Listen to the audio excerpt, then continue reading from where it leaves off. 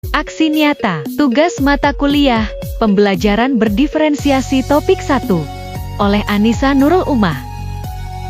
Halo, apa kabar? Semoga kalian semua dalam keadaan sehat ya. Pada kesempatan ini, saya ingin membagikan hasil refleksi dan harapan diri melalui sebuah tulisan, aksi nyata.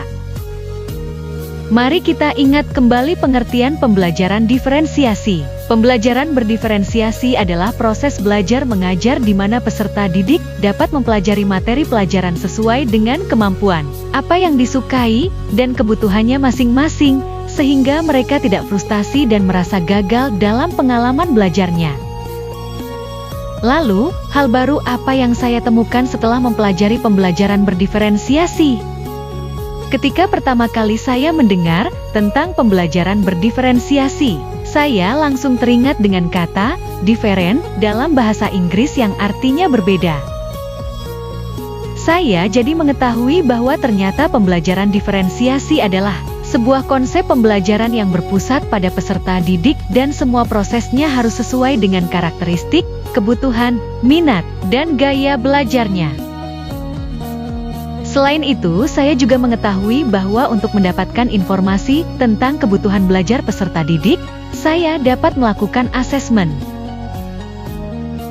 Apa yang berubah pada sikap, cara pandang, dan tindakan saya setelah mempelajari hal ini?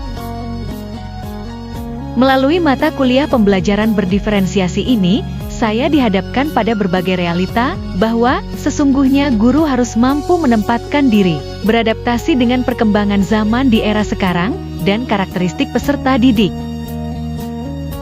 Suatu keharusan apabila guru harus mampu memetakan kebutuhan belajar, tingkat kompetensi awal, karakteristik, serta gaya belajar peserta didik, agar dapat memberikan pembelajaran yang benar-benar sesuai dengan keadaan maupun kebutuhan peserta didik.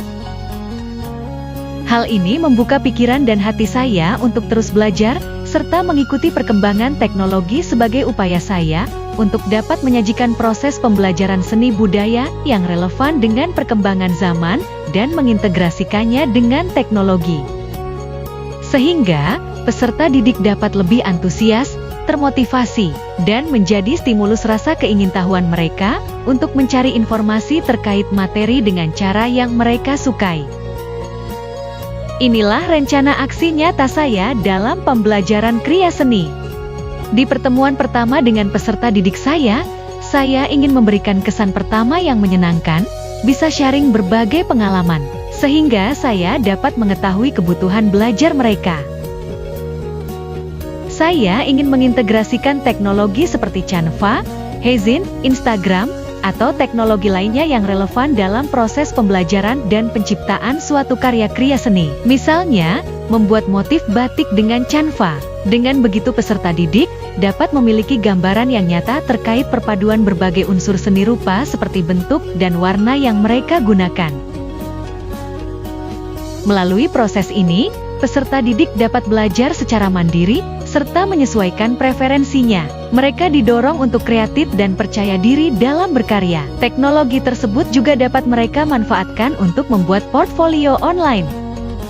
Dari sini, saya berharap proses penciptaan karya tersebut membuat mereka dapat menyadari potensi diri, memperkuat kelebihan mereka, lalu memperbaiki kelemahan mereka. Kesimpulannya, pembelajaran diferensiasi adalah sebuah proses pembelajaran, di mana guru harus mampu menyajikan pembelajaran bermakna sesuai dengan kebutuhan peserta didik. Apabila guru mampu beradaptasi dengan perkembangan zaman atau tren yang sedang berlangsung, maka akan terbentuk koneksi yang sinkron dengan peserta didik sebagai upaya untuk memperbaiki kualitas pembelajaran secara berkelanjutan.